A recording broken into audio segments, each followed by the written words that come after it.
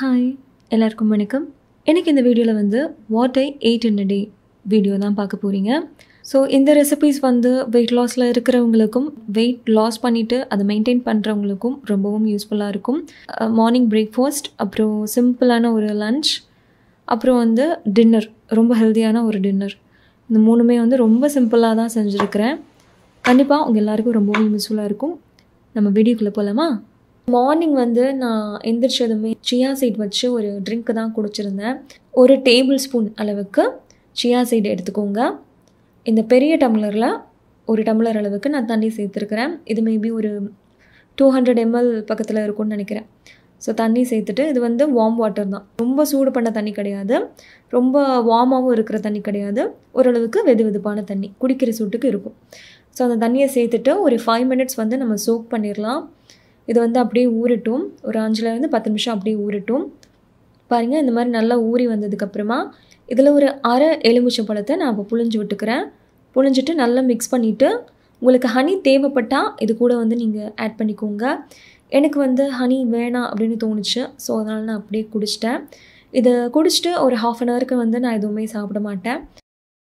அதுக்கப்புறம் வந்து நான் தோசை தான் சாப்பிட்டேன். அதை எப்படி பண்ணுறதுன்னு பார்க்கலாம். திணை அரிசியை வச்சு எப்படி ஊத்தப்பம் பண்ணுறது அப்படின்னு தான் பார்க்க போகிறோம். பாருங்கள், நான் திணை அரிசி எடுத்துருக்கிறேன். இருக்கிற மில்லட்லேயே வந்து திணை அரிசியில் தான் அதிகப்படியான ஃபைபரும் ப்ரோட்டீனும் உங்களுக்கு இருக்குது. ஸோ ஒரு கிளாஸ் அளவுக்கு நான் இன்றைக்கி திணை அரிசி எடுத்துருக்கிறேன். அதே கிளாஸில் 1/4 கிளாஸ் அளவுக்கு உளுந்தம்பருப்பு சேர்த்துக்கோங்க. அதே கிளாஸில் 1/4 கிளாஸ் அளவுக்கு துவரம்பருப்பு, 1/4 கிளாஸ் அளவுக்கு அவல் சேர்த்துக்கோங்க. ஒரு சின்ன ஸ்பூனில் 1.5 ஸ்பூன் வெந்தயம் சேர்த்துட்டு தண்ணி சேர்த்து நல்லா வாஷ் பண்ணிவிட்டு, ஒரு 4-5 டைம் நல்லா வாஷ் பண்ணிவிட்டு அதுக்கப்புறமா தண்ணி சேர்த்து ஊற வச்சுக்கலாம். பாருங்கள், நல்லா வாஷ் பண்ணியாச்சு. தண்ணி சேர்த்து இது ஒரு 6லேருந்து 7 மணி நேரத்துக்கு ஊறட்டும். பாருங்கள், நல்லா ஊறி வந்திருக்கு. இப்போ இந்த தண்ணியை நம்ம ஃபில்டர் பண்ணிவிட்டு இதை ஒரு மிக்ஸி ஜாருக்கு நம்ம ட்ரான்ஸ்ஃபர் பண்ணிடலாம்.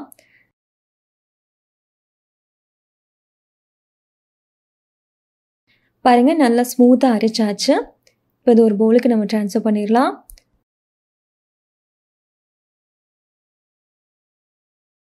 இப்போ இதுக்கு தேவையான அளவுக்கு உப்பு நம்ம சேர்த்துடலாம். சேர்த்துட்டு நல்லா கை வச்சு மிக்ஸ் பண்ணி விட்டுக்கோங்க. எனக்கு இந்த மாவு வந்து புளிக்கிறதுக்கு ஒரு 5.5 மணி நேரம் போல் ஆச்சு.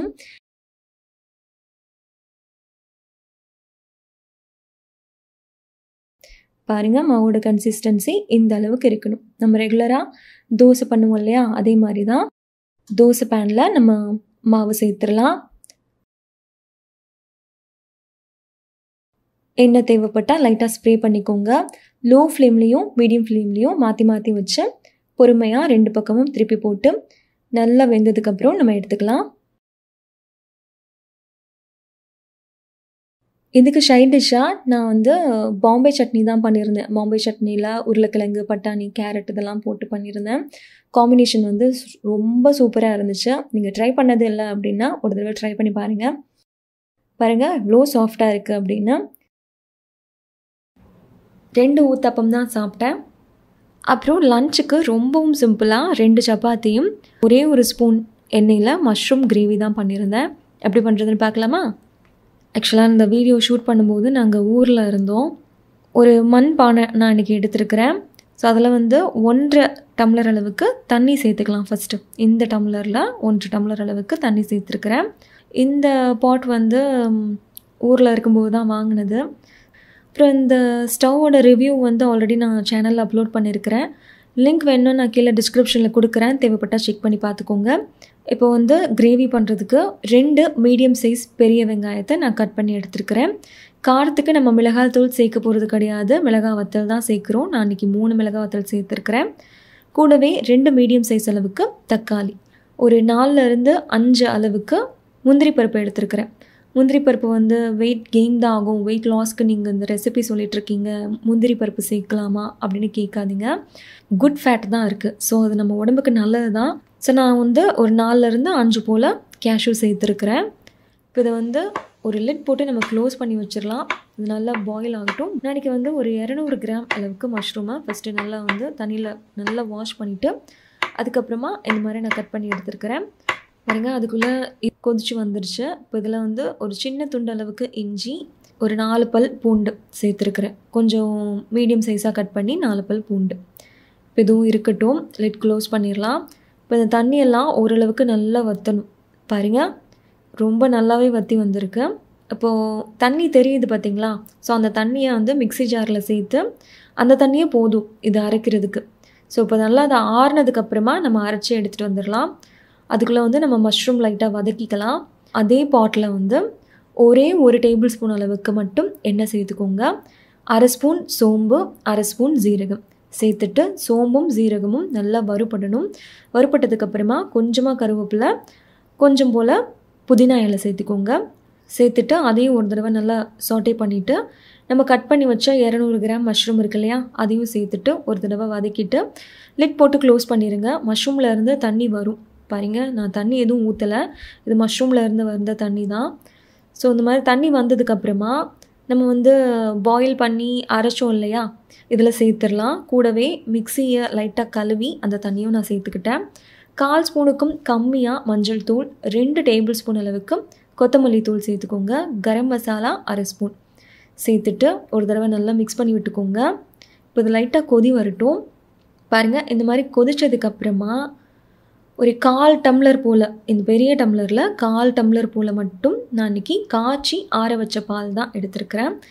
இது நீங்கள் வேணாம் அப்படின்னா ஸ்கிப் பண்ணிடலாம். இது சேர்த்து செய்யும்போது இன்னும் நல்லா க்ரீமியாக உங்களுக்கு இருக்கும். அதனால தான். கூடவே இந்த கிரேவிக்கு தேவையான அளவுக்கு உப்பு சேர்த்துக்கோங்க. சேர்த்துட்டு நல்லா இந்த மாதிரி மிக்ஸ் பண்ணிவிட்டு ஹை ஃப்ளேமில் ஒரு 5 நிமிஷம் வச்சுட்டு அதுக்கப்புறமா லோ ஃப்ளேமில் ஒரு 10 நிமிஷம் வச்சிங்க அப்படின்னா நல்லா சூப்பரான மஷ்ரூம் கிரேவி ரெடி ஆயிரும். இந்த அளவுக்கு திக்கானதுக்கப்புறமா ஒரு கையளவுக்கு குட்டி குட்டியாக சாப் பண்ண மல்லி இலையை இது மேலே சேர்த்துட்டு நல்லா மிக்ஸ் பண்ணி சுட சுட சப்பாத்திக்கு சாப்பிட்டிங்கன்னா அவ்வளோ டேஸ்ட்டாக இருக்கும். எனக்கு சப்பாத்தி பிடிக்கும். ஸோ வாரத்துக்கு ஒரு நாள் 2 நாள் வந்து சப்பாத்தி சாப்பிட்ற மாதிரி தான் இருக்கும். அன்றைக்கி எடுத்த வீடியோ தான் இது. இது பத்தாது அப்படின்னு நினச்சிங்கன்னா இது கூட குக்கும்பர், கேரட் அந்த மாதிரி ஒரு சாலட் மாதிரி ரெடி பண்ணி கூட நீங்கள் சாப்பிட்டுக்கலாம். நைட் டின்னருக்கு ரொம்ப ரொம்ப சிம்பிளாக கொண்டக்கடலை தான் பண்ணியிருந்தேன். அது எப்படி பண்ணுறதுன்னு பார்க்கலாமா? அதுக்கு 1/4 கப் அளவுக்கு ஒயிட் சுண்டல், 1/4 கப் அளவுக்கு ப்ரௌன் சுண்டல், பச்சைக்கடலை இருக்கு இல்லையா, அதை ஒரு 1/4 கப் எடுத்துருக்கிறேன். ஸோ எல்லாத்தையும் சேர்த்துட்டு இதுக்கு தேவையான அளவுக்கு தண்ணி சேர்த்து ஃபஸ்ட்டு வந்து நல்லா ஒரு 2-3 டைம் நல்லா வாஷ் பண்ணிக்கோங்க. வாஷ் பண்ணதுக்கப்புறமா நம்ம தண்ணி சேர்த்து ஊற வச்சிடலாம். இது வந்து நீங்கள் நைட் சாப்பிட போகிறீங்க அப்படின்னா மார்னிங்கே ஊற வச்சா தான் கரெக்டாக இருக்கும். ஸோ அதை நான் மார்னிங் தான் ஊற வச்சேன். இப்போ இது இருக்கட்டும். ஸோ பாருங்கள் இப்போ வந்து நல்லா ஊறி வந்திருக்கு. இந்த தண்ணியை நம்ம ஃபில்டர் பண்ணிடலாம். ஃபில்டர் பண்ணிவிட்டு இந்த ப்ரெஷர் குக்கரில் சேர்த்து இது வேகிறதுக்கு தேவையான அளவுக்கு தண்ணி சேர்த்து லிட் போட்டு க்ளோஸ் பண்ணி ஒரு 8 விசிலுக்கு நீங்கள் ப்ரெஷர் குக் பண்ணிங்கன்னா சூப்பராக வெந்துடும். ப்ரெஷர் எல்லாம் கம்ப்ளீட்டாக இறங்கினதுக்கப்புறமா நீங்கள் குக்கரை ஓப்பன் பண்ணிங்கன்னா நமக்கு கொண்டக்கடலை எல்லாமே சூப்பராக வெந்துடும். பாருங்கள் எல்லாமே நல்லா சாஃப்டாக வந்திருக்கு. நான் இன்றைக்கி வந்து உப்பு போடாமல் தான் வேக வச்சுருந்தேன். சம்டைம்ஸ் வந்து போடுவேன், சம்டைம்ஸ் போட மாட்டேன். அன்றைக்கி எனக்கு வந்து உப்பு போடணும் அப்படின்னு தோணலை. அதனால் வந்து ப்ளைனாக அப்படியே சாப்பிட்டாச்சு. ரொம்ப நல்லா இருந்துச்சு. ஸோ ஒரு சிம்பிளான what I eat in a day video தான் பார்த்தீங்க. இந்த ரெசிபிஸ் உங்களுக்கு பிடிச்சிருந்தா லைக் பண்ணுங்கள், ஷேர் பண்ணுங்கள்.